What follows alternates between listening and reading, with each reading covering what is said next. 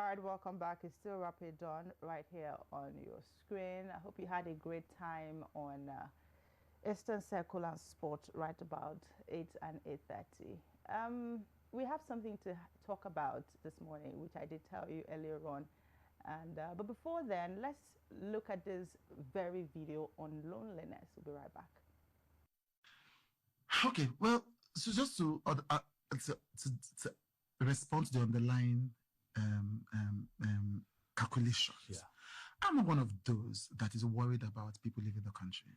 You know, I'm not. We're a country allegedly of over 200 million. I have a lot of challenges with that number. Because what has that you number? Wish it wasn't that high. No, it's just the number is built upon data that is contested. Yeah. You know, so we're extrapolating possible growth based on primary numbers that a few years ago nobody agreed were legitimate numbers. So let's park that. But we have to use something. So let's use 230, 40 million. Yeah. The country is not big enough for all of us. And I don't mean that in size. I mean that economically. I mean that socially, culturally. So the country is obese. Some of us need to go. So to that extent, that is not my issue. My issue is not with people leaving the country. Diasporas from India and other countries have powered their local economies from wherever they are. True. China has a deliberate policy, amongst other nations, of front-loading its brightest citizens into America. So that in itself is neither here nor there. People are leaving the country. The most number of people that have left the country is not up to 1 million. The country can afford to lose 1 million people. So that's not the issue. The issue is what happens to those that remain. So for those that remain, it's still a terrible situation. That's what worries me, you know. And also the people who leave because of desperation, what kind of situations do they get themselves into? Now that worries me on a humanitarian level. So because of the desperation, if it was a planned migration, if it was government policy to move our people out, like the Chinese and these other nations in Southeast Asia, then there will be no problem. The problem is that we are doing it as someone that's escaping from a fire. And so we are running from buildings, we are jumping down, we are breaking legs, you know, we are abandoning families, destroying. So that's my challenge. As some even say, they would rather run to some jail. Exactly. Exactly, which is bad thinking, but understandable thinking considering the state of the nation.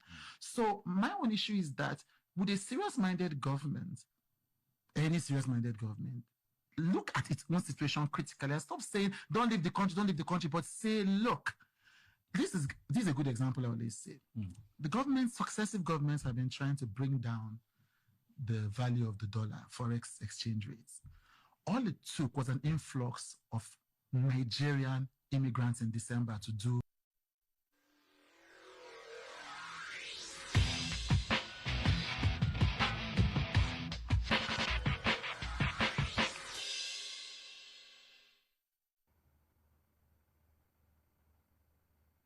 All right, that was a conversation that today was having in an interview. They're talking about people who leave the country and people who stay back due to, of course, people want to leave Nigeria due to one or two things happening, economic situation, government policies and the likes. Many people don't really sit down to ask themselves, why am I leaving? Am I ready to leave? What do I face when I get there? And due to that, when they leave like that in the spur of the moment, they tend to start feeling lonely at some point. They begin to feel like, oh, they are depressed. And some people, if I just see them making videos on the social space, oh, I'm depressed, oh, we're lonely. You see some women complaining that nobody has asked them out in the months that they've been there.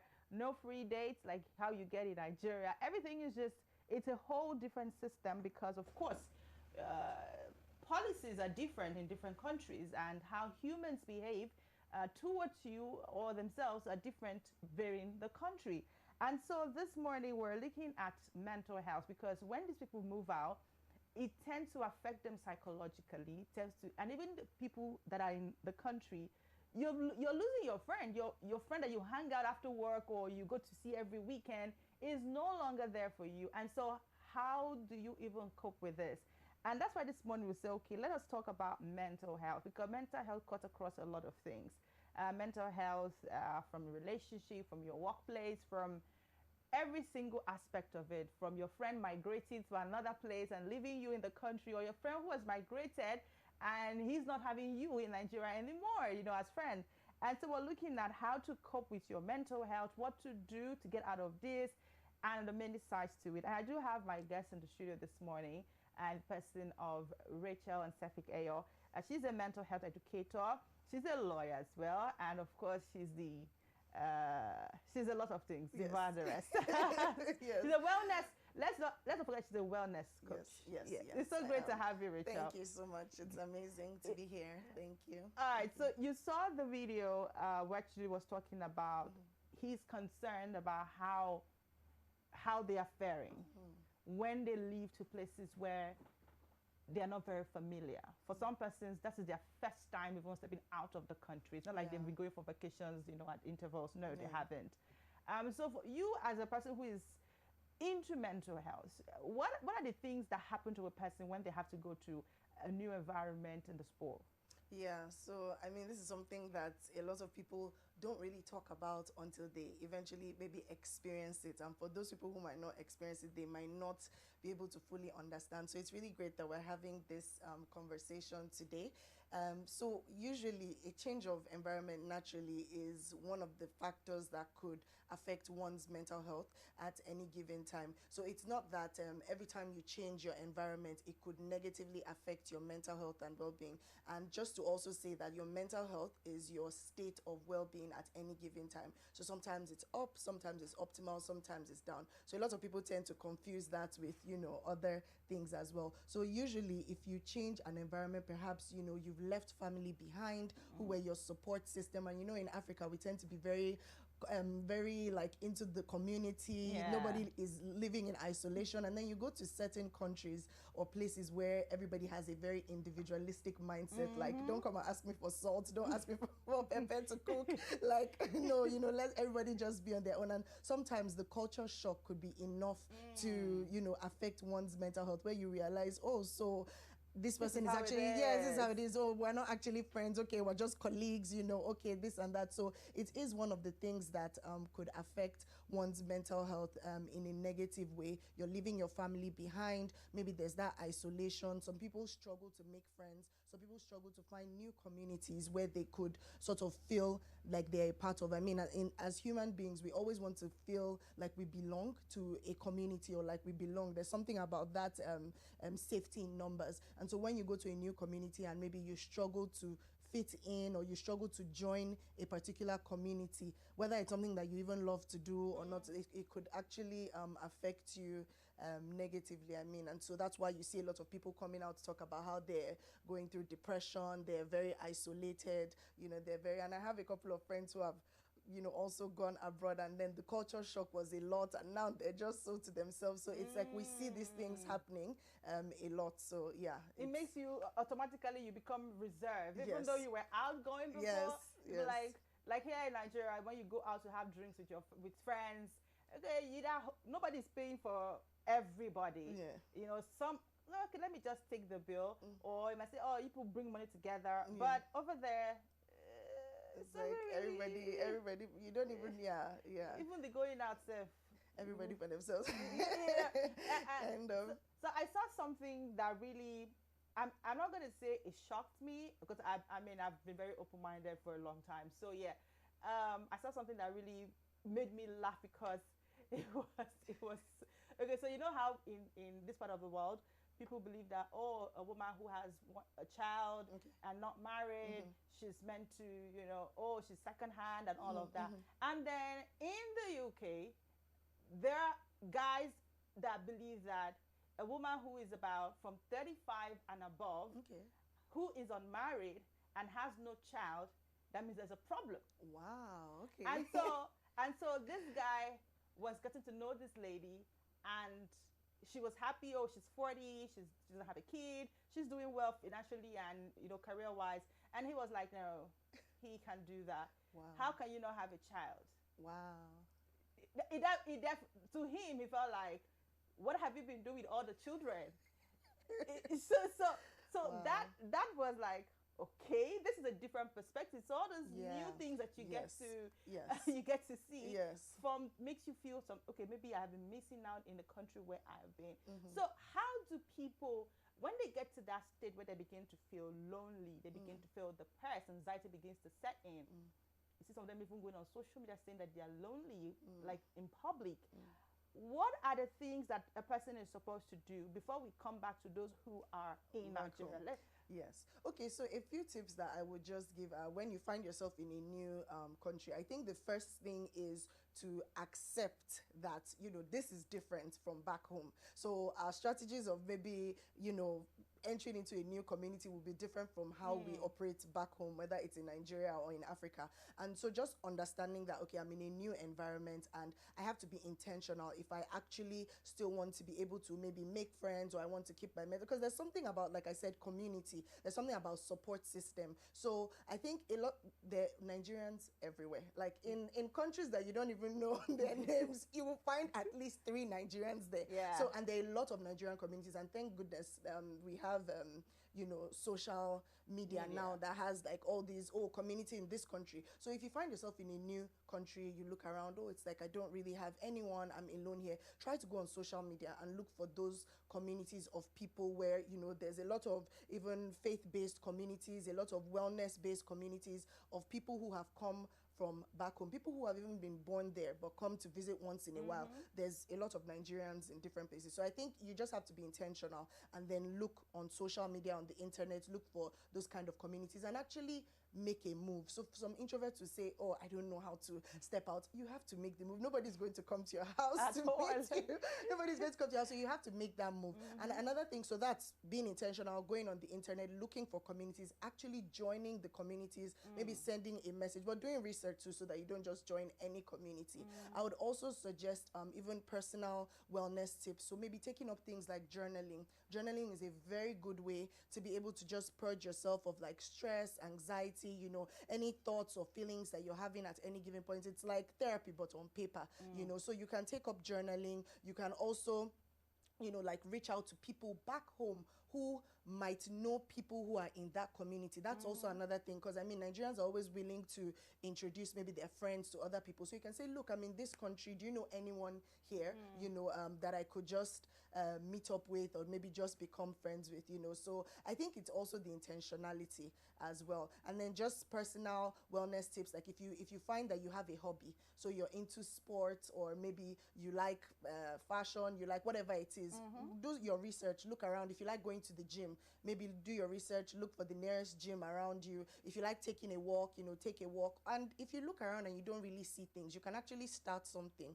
So maybe you want a journaling class, or you want like a group of people who come together to have brunch once in a while. You can start something, maybe it's from your workplace. Just ask people, oh, are you interested in? And you might just be surprised, people might want to come around. But then there's that intentionality that has to be a part of it. So those are just some of the tips that people can use. Yeah. Okay, so for those who are out of the country or planning to go out of the country, you've gotten it. Now let's now come back home very quickly, where we have people, those who we are back here, we still have the same realities in front of us. Yeah. You have your stressful work, you have your toxic workplace colleagues, you have your annoying neighbors, you have annoying family members.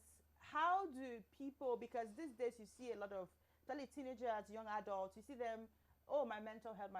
It's always about their mental health. So every single thing is about their mental health. Even though the older ones, they still have mental health, and it just don't make it loud as the Gen Zs, or as they're called, would make it. But you realize that in your private moment, you know that, okay, something is not right. But you can't just place it, but something is not just right. So how do you deal with, let's start with the millennials now, who are getting to understand that, okay, this thing was done to them and it wasn't right. And they're beginning to have like, what should we call it, PTSD now? Yes. Trauma. How do you put yourself together so that whatever you're feeling doesn't get to the next person? Because how you feel sometimes could even affect your relationship, could affect your workplace relationship, your man to woman relationship, even how you deal with your friends. It also affects.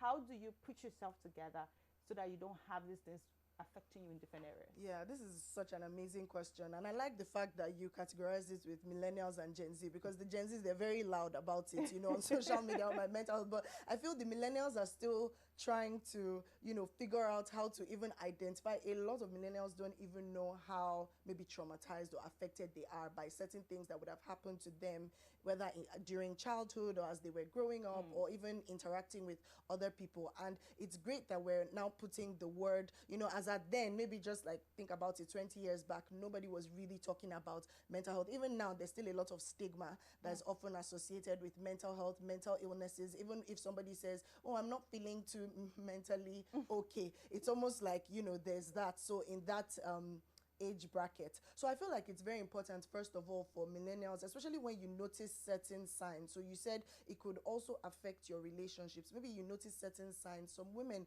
they notice that, okay, why is it that, when I'm in relationships, maybe with men, I tend to act this certain way, or I'm very closed off, or I have issues trusting, or maybe I have abandonment issues. Some people don't know where to trace that from. So I think a lot of introspection would also help. First of all, just sitting with yourself and understanding. Some people have also even moved on so far away from it that you've distanced yourself from the memory or from the activity, that it almost seems like it happened to another person.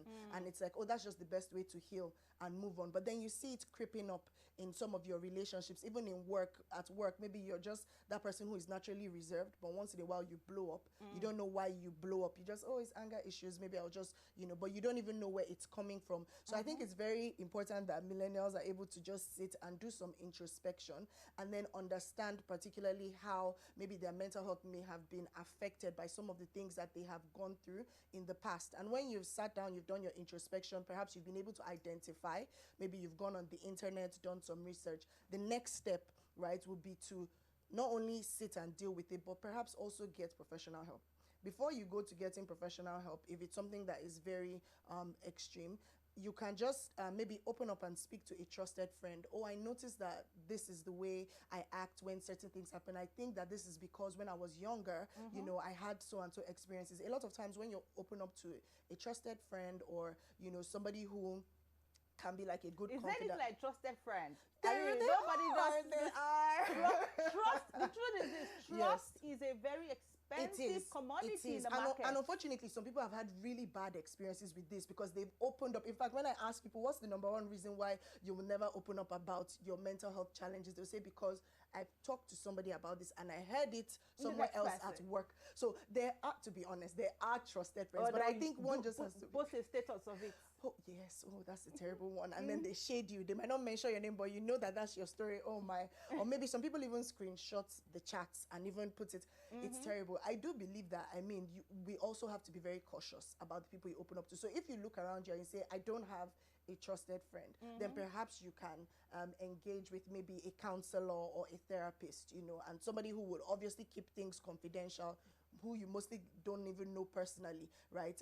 And there are different degrees to it. So just because you're going to therapy doesn't mean, or maybe like everything has gone left. It's just also a way to be able to find coping mechanisms and also overcome some of the challenges that you may face. So that's one of the things. So you introspect, you sit with it. Also for things that, some people have gone through certain types of abuses when they were younger, and a lot of them feel it's their fault because they don't understand maybe how to process what happened. And so also just coming to that place of understanding, okay, if anything happened to you when you were a child, you trusted maybe an uncle or an auntie and they took advantage of you, like it's not your fault, and just accepting that, okay, this happened to me, what do I want to do so that it doesn't keep on showing up in my future relationships, and then also getting help. So I just mentioned the trusted friends because I know there are a few, there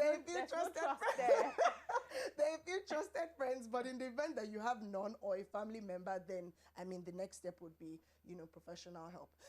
In between, things like just to keep yourself so that you're not too, some people have gone through certain things and they're too into themselves. So it's like dealing with that can be a lot. So one of the things I like to advise, even people around me, or like if it's people that I'm working with, is just once in a while you can find your own personal wellness tips. So like I said, investing in hobbies, joining a community, taking up journaling, exercising, resting, finding something that you love to do, maybe learning something new. These are things that keep you mentally, healthy, and keep your mental health optimal while you're on that journey, And I also feel like it's good to get feedback.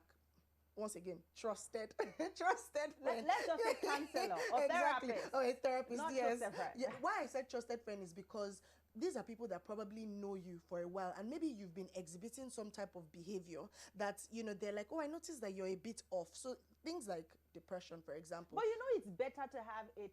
Okay, so if a counselor or a therapist talks to her husband about a client she had in the afternoon, that's different. But when which your they're friend, not even really allowed to do that anymore. So, yeah. But if your friend, who you said trusted friend, quote, talks about it with some other stranger that you probably don't know, but it's their friend. Now, why I'm saying we should take out the trusted friend, which a lot of people will not even want that trusted aspect, is because even your friend also have their own challenges. Yeah. And so it's a matter of, are they going to share their burden with you? Or is your own mental health issues going to even make them start seeing you like, this one get baggage? So that's why I said we all have to be cautious about, you have to be very cautious, because, so for example, somebody that has, because now it's true, we really see a lot of things on the internet, but I still believe that they're like, for example, I have trusted friends who I've opened up, about things that I've dealt with, and they've never one time looked at me like, and when I say they, it's not up to 5. They're not up to 5. So they've never one time looked at me. They've seen me in my highs, they've seen me in my lows. They've never judged me. They're always willing, and because they too, because we have that relationship, they've been able to open up to me too, and they will not see it on WhatsApp status, and I will not see my own issues on WhatsApp status as well. So we've been able to celebrate with each other. When we struggle, we console each other. There's comfort, you see. So why I also said trusted friend and still professional help is because there's a certain level of emotional connection that a trusted friend gives you that perhaps you cannot have with a professional. A professional is going to be very helpful, very, very beneficial. But like I said, if somebody who has known your journey, somebody who says, oh yeah, it's true, I noticed, like I was about to give the example of depression. Sometimes how you're able to know is maybe you have a friend who was very outgoing, liked showing up, the life of, next minute the person is isolating. It's someone who knows you that could identify and say, oh, are you okay? I noticed that you're now so quiet, you're reserved, you haven't really posted anything on your status. And a lot of times it's that withdrawal that you notice that there's some of those challenges. So I mean, there are still good friends, but to be fair, one has to be very cautious. And if you feel like, okay, no friend, family member, please, please, please, professional help. And even if you have a trusted friend, you should still seek professional help if you feel like you need it, because there's a certain level of expertise that the professionals will give to you to help you that your friend may not be able to, assist. So it's like a good balance. But I mean, you can always do one or the other until you're comfortable. So okay, so yes. as we get set to wrap up, I just have one question, 1 minute for you. Okay. A person who does not show, they don't withdraw, they're always outgoing. How do you cope with that kind of person? Like, how are you able to help the person? Yes. Right? That's really tricky, to be honest. I feel so that's where the closeness comes in, right? A lot of people are very hesitant to talk about how they're doing inside.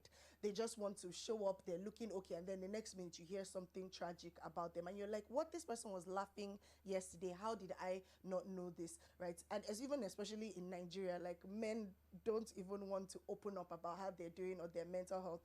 I think it's that thing of just always being supportive and always checking up on your people. If you have people in your community or you have friends who, even if they seem happy, they're always up, just check up on them. But when you check up on them, be intentional with your words. So things like, how are you actually doing? Like, I know you say, oh, I'm fine, oh, work is okay, but how are you actually doing? At first, Nigerians, leave that there, beg, I'm okay.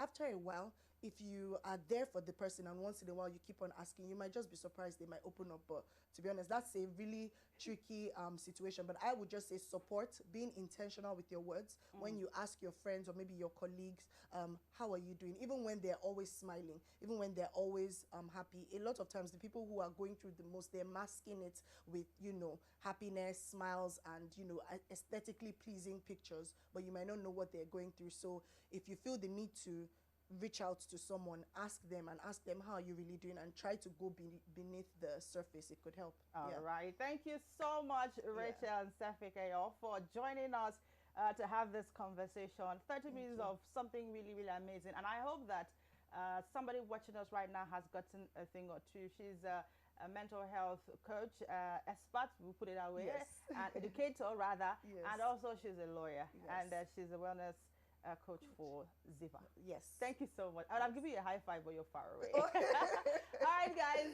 Yes. I'm going to be having a conversation very shortly with the lady MC joining us from Lagos to talk about something that is happening on the 1st of May. Of course, you know tomorrow is public holiday. That will be right after this break. Nice. I love that. From the heart of Africa, where dreams are born and passion is boundless, a new wave of talent rises. In La Liga, these extraordinary athletes are not just playing the game, they're transforming it.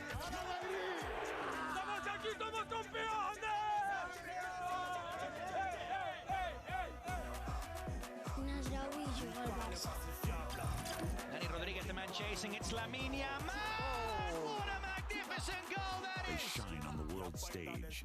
Watch as they redefine football, inspire millions, and make history. La Liga, where dreams become reality. Are you missing out on interviews, music, entertainment, thought-provoking discussions, and more? Don't sweat it, man. We've got you covered. No matter where you are, be part of the action 24/7, online and live. On Facebook, it's Rapid FM Umahia. On Instagram, it's official Rapid FM. And on X, it is Rapid FM 965. Tune in to Rapid 96.5 FM or listen to us live on our website at www.rapidfm965.com or radiogarden.com. Better yet, get our mobile app from the Google Play Store. Catch the pulse of the Southeast on Rapid 96.5 FM, the sound of your city. Hey, Oyanam, all Sister Radio.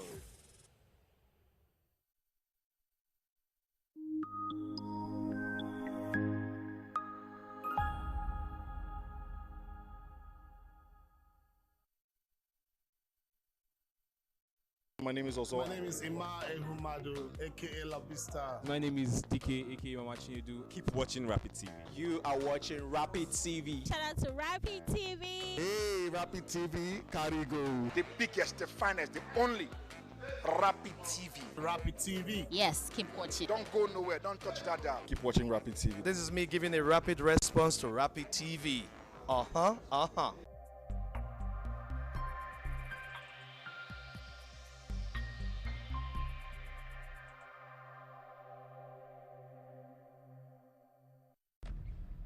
Greatness is not faceless.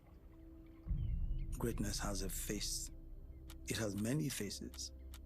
It has over 200 million faces. It has your face. It has my face. Greatness is beyond what we do. It's how we do it. It is the people we do it.